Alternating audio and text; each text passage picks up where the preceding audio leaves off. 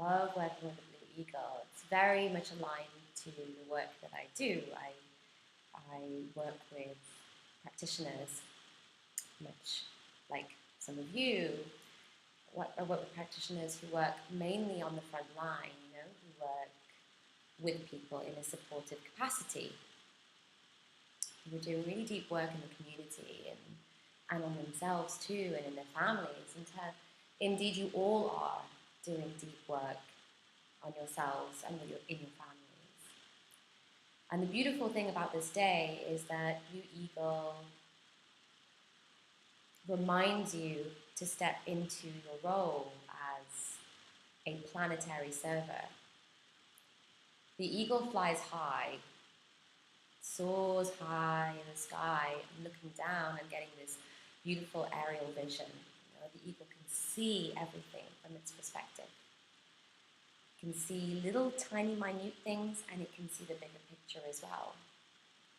So just as we start to raise our awareness, we can also zoom out.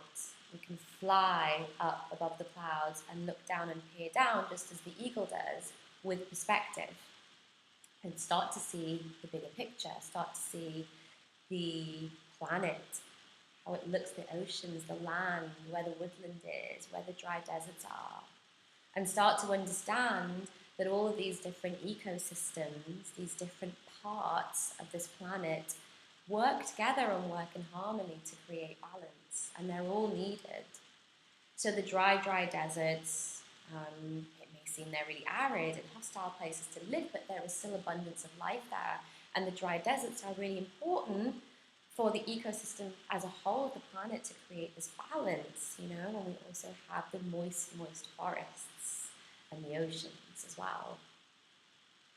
So just as we have the macrocosm of the planet with all of its different interrelated aspects or parts that all have a place on the planet, we can also look at the microcosmic at our internal system, and we can see the same parallels there, that we all have our own interrelated aspects and parts of us that all sometimes work together, sometimes work separately, but all work as part of one system, ultimately to help us survive in this world. And all the parts that we have in our internal system, they're all there to protect us. They all share that same intention. They all want to protect us. They all have our best interests at heart. And sometimes it doesn't seem it on the surface, or it's not obvious. Sometimes some behaviours that the parts can exhibit may be questionable, but they always do have us as at the heart of their intention to protect us and to help us to survive. And they're all ultimately seeking more and more self-energy. And some of them have forgotten what self-energy is like, but they all have self-energy. Okay, so our understanding, mapping out our parts, and starting to understand our internal world is so important for this transition that so many of us now are taking. Many of us are transitioning from careers, from leaving a career in a particular field and moving into wellness or spirituality. Many of us are transitioning at different places, at different stages of our lives, from now transitioning into becoming an elder, or transitioning from being a young person into a woman or a man. And these transitions that we have, that we take, are beautiful journeys, rites of passage and initiations. But you see, we've kind of lost that, here in the West. We've lost those tribal, those natural ways of being. In certain tribes, if you lived in certain tribes, then it may be that at a certain age, or even at a point in life that wasn't determined by age, you may experience a ritual or a ceremony or a certain rite of passage, so that you have this reference point where you transition from one phase into the next, and often you're honoured by your tribe, honoured by your community to be at this juncture, and it's a way that we would feel our position and our place in the tribe and be reminded of it and cultivate it further and understand how important and integral we were, to our family constellation, to our tribal constellation. And we very much lost that now. And so for many of us, we yearn for these initiations. We yearn for these rites of passages, and our parts yearn for them too. And if we've been fortunate to cultivate this awareness, our parts have been able to kind of guide us and it almost initiate ourselves, and then this is wonderful. And if this is something that's coming into view now, then this is something that you will be blessed with experiencing as you move on and expand in your journey, because the initiation doesn't just have to happen from your tribal elder, from your community elder. In an absence of that, we can initiate ourselves. So many of my own initiations of the rites of passages that I've been afforded have been through my own awareness, through being gifted by spirit and by my guides, the awareness that I'm transitioning into a new phase, or I'm being gifted with a point of being initiated, maybe into a new way of thinking, or a new way of energetically being, or new perspectives, or even just a new position, a new role. And I think I mentioned in one of my other transitions, or my only other transition, that so many of my tools and my initiations into my work have been gifted to me through the channel that I operate from, through spirit and through my guides as well. And so as we seek our role, let us remind ourselves that actually it's within, it's here, it's right here, it's within our being.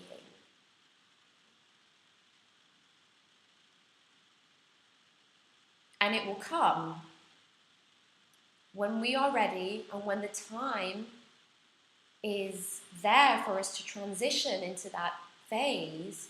We will receive the guidance of how to transition holistically. And so for now, absolutely, we can prepare, we can work with our parts, we can understand how they work, we can understand this beautiful system that we have, and how to cultivate it and how to bring it into harmony and into natural law, so that when our time comes, when the upgrades come, our system is able to really take them on board. And this will also help with the fast tracking of the upgrading of our system also. As we do this deep work with ourselves, we open this channel within ourselves wider and wider and wider. We connect to the higher teachings, we connect to our guides, we connect to our spirit, we connect to the Creator, and we're able to hear more clearly, we're able to see more clearly, feel more intuitively, and know and understand and trust and cultivate that radical trust within ourselves to know when we're stepping into our role, when we're stepping into these initiations, when we are honoring the next phase, when we're transitioning holistically. So in working with our parts, I just want to reinforce a few really, really key points in working with our parts. So first of all, acknowledging the parts is really, really important. Just acknowledging that the parts are there and that the parts are speaking to us in a variety of ways is so healing in itself. Many of our parts have been repressed, oppressed. Many of our parts have been shying away. Some of our parts have even been told to pipe down for a really, really long time. And you know, it's okay, it happened, and we don't need to punish or judge ourselves for our past behavior, but we're in a different place now. And we can see that these parts, all they really need is that acknowledgement, you know, because again, they've been trying to protect us and they've been trying to help us survive. And they've been trying to soothe us, and they've been trying to manage our lives, and they've been trying to protect our inner exiles, our core wounds, our traumas. And so, if we can find a way to connect to those parts through our voice, through sending messages through our voice, energetically or through our internal light or our knowing or intuition, just sending a message to these parts, tuning into them and letting them know that I heard, I hear what you have to say, and I honor that and I take that on board. That in itself is so powerful.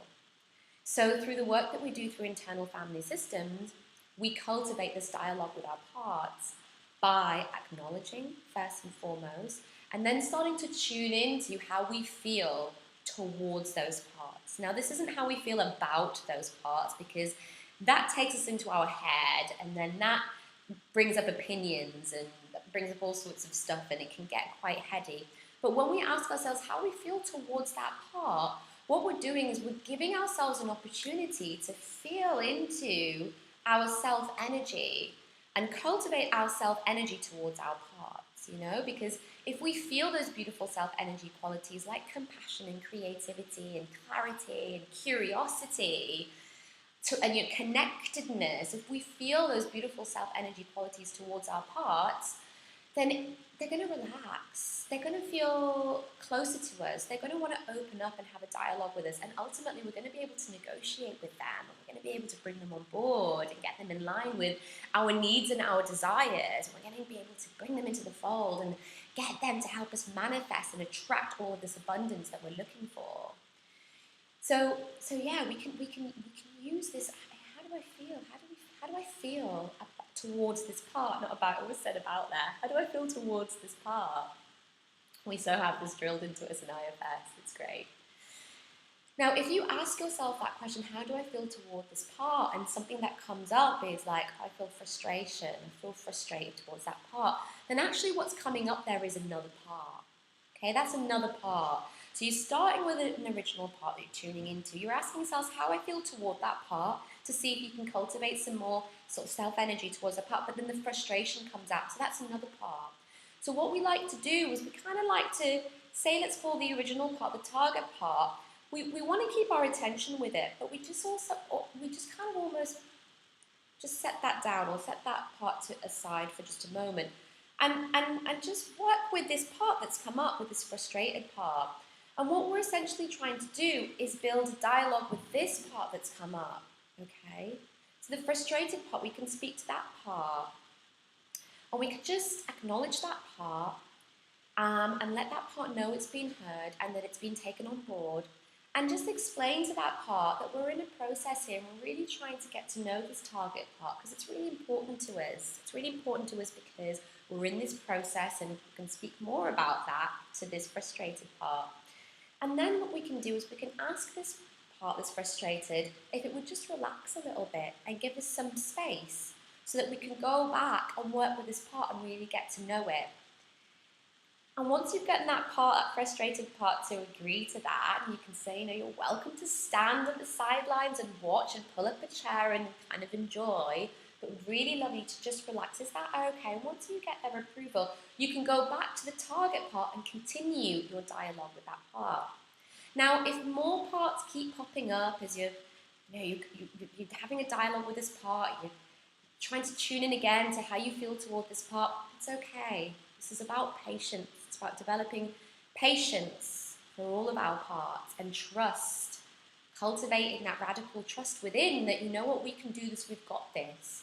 And that it doesn't matter how long it takes, this is what the system needs. And all these parts are actually now coming up to make themselves known because that's what they've always wanted. That's what they've always needed. So we continue in this way. Now, I have a handout for you. It's called Mapping Our Parts, and it talks about There's the qualities of self-leadership of ourself. It talks about the qualities of our parts, and some sort of descriptions to help us identify them a little bit more. If you're not used to working with this, it's really, really useful. And it also goes on to detail some tools at the back, so some kind of tools about how we can work with our parts. And then there are some other kind of ideas about how to work with your parts in numbers. And then some questions that you can use in this dialogue with your parts. So, for example, you can try and find out more about your parts. You know, how old are they? What's their role? What is it they want you to know? Is it they want you to know or understand something? You know, many parts have been carrying, you know, a lot of responsibility. And it's so beautiful when they share this with you and you can reinforce that and appreciate that and tell them, you know, I can see you've really been carrying this responsibility. And it's, you know, I really value that and really appreciate that. Or speak from whatever is coming up for you, you know, of those self qualities when they come up. Do communicate those to the parts because they really want to hear that. So yeah, you can get started in this beautiful dialogue with your parts and learn more about them and what's kind of what they're all about. And also what triggers them, you know. You're going to start to feel into the qualities of the parts, and when they pop up, you'll be able to recognize them more easily. And the beautiful thing is when we're triggered, when that part is triggered, is to be able to, from our self-energy, because we've got a little bit more experience in speaking to our parts from our self-energy and cultivating our self-energy, when we're able to observe a part being triggered from our self-energy, that's a beautiful point, because it's like, I've been triggered, that part's been triggered, and you can observe it, and you can work with it and play with it, and see what responses have in your system. And over time, as you cultivate this observance, you learn to kind of detach yourself more and more from the overwhelm or the overtaking of the emotion of that, and you learn to be able to kind of see it and deal with it in a different way. And the parts also respect you for giving them that space as well and allowing them to go through that process without having to berate them or punish them for their behavior either. It's just a different system and way of doing things. And, you know, when we're thinking about manifesting the abundant life that we deserve, that we've dreamed of, and we're thinking of manifesting these beautiful intentions, and actually we have an amazing portal, 11-11-11, coming up this Sunday, which is a beautiful day for sending our intentions out there and manifesting, calling in that energy, using that portal to manifest what we truly dream of and desire and need. You know, we really need our parts to be on board with this, you know, so I've done my own kind of processes and worked with my own processes and methods around manifestation abundance. And I'm going to share with you my very simple formula. So what I do, what I believe, is that if we are to manifest what we desire, we've got to start first with willingness. Okay, so we start with the willingness to observe, to develop awareness of and cultivate. Okay, we start with willingness. So we start with a willingness to let go of, we start with a willingness to cultivate the awareness of what we need to let go of in order to manifest our abundance. Okay? So that we cultivate the willingness, we start with a willingness to cultivate the awareness of what we need to let go of in order to manifest our abundance. Okay? So once we start to really cultivate that awareness, and we're willing to do that, and we start to tune into what we need to let go of,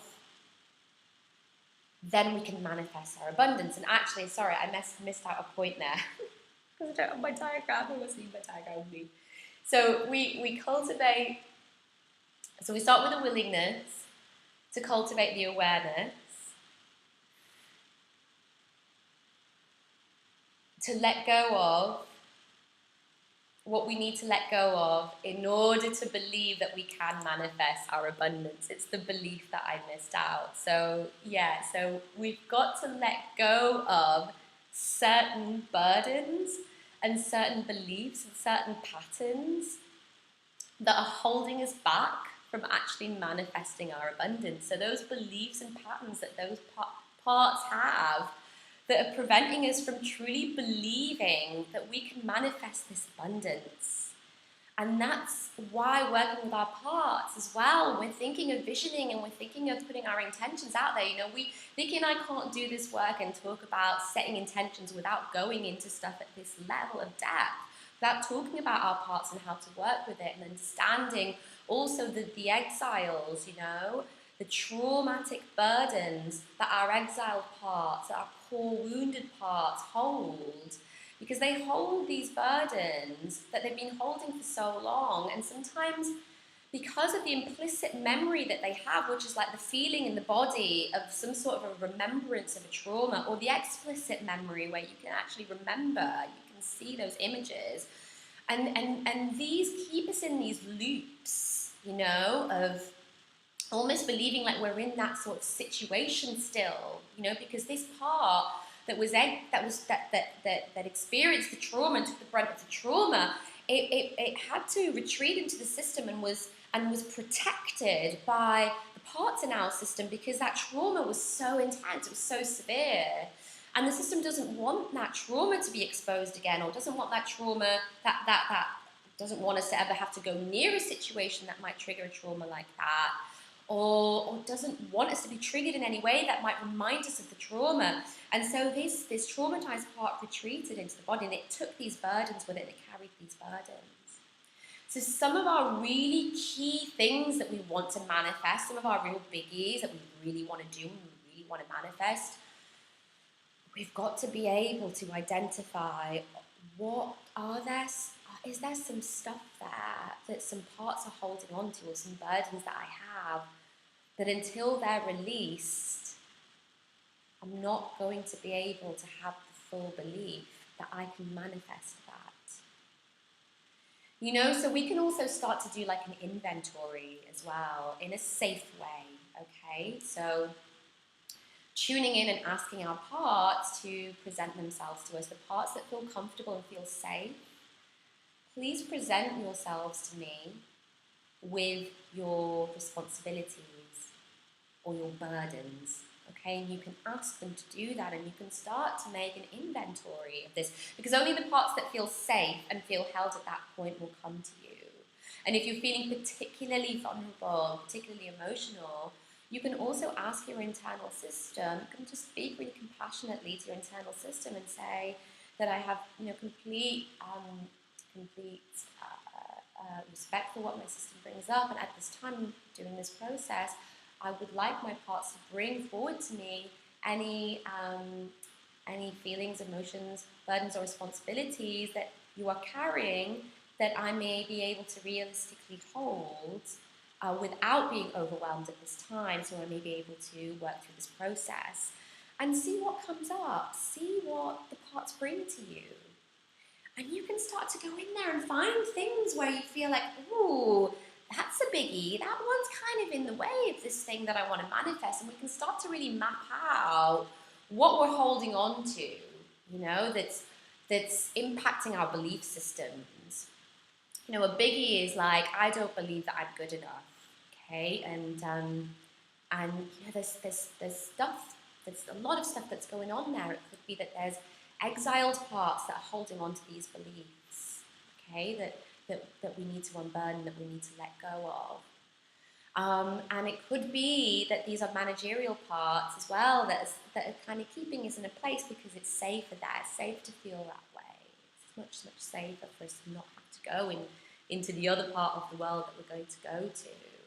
And maybe it is that they need some compassion in order to loosen up their beliefs, in order to let go of some of those beliefs, so that we can believe that we can truly manifest what we deserve and what we need. So yeah, just checking my notes.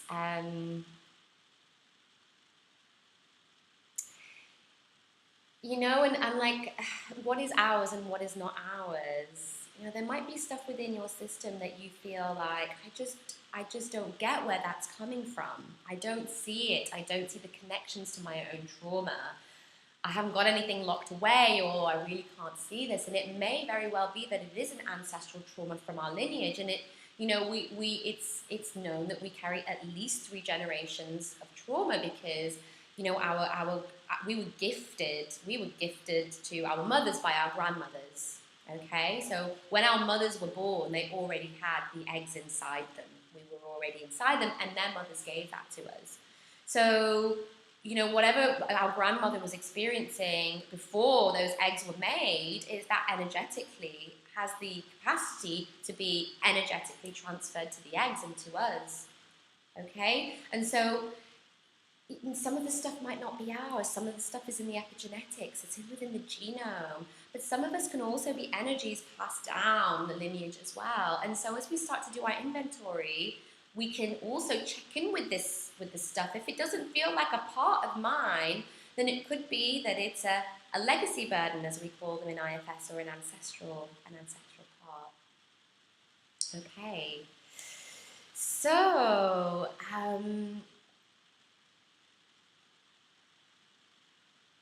yeah, I think I'm going to leave it there. I'm going to be doing a series of very, very short meditations. I'm going to do a parts meditation for you to tune in to your true purpose, for you to do before the 11:11. And I'm also going to do a heart connecting, self connecting, a very quick meditation. So you can kind of understand the subtleties between the energies of the heart and the energies of the part, or what the part and the heart say that they need and they desire. There's often a very subtle energy. And that's your homework, to go away and really tune into that. What are those subtle energies, and what does that say about yourself? You know, what does that say about your being? You know, is there a difference between your vision or your role, your purpose, your position as a planetary server? Is there a difference between how your parts see it and how yourself sees it?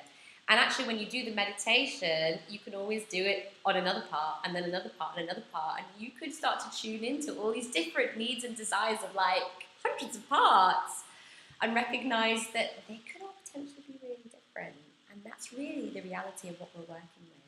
You know, and which of our parts are dominant, on which of them have more influence in the system, on where is our heart in all of this, and the needs and desires coming from our heart. Okay, so I'm going to leave it there, beautiful lotus beings. Namaste.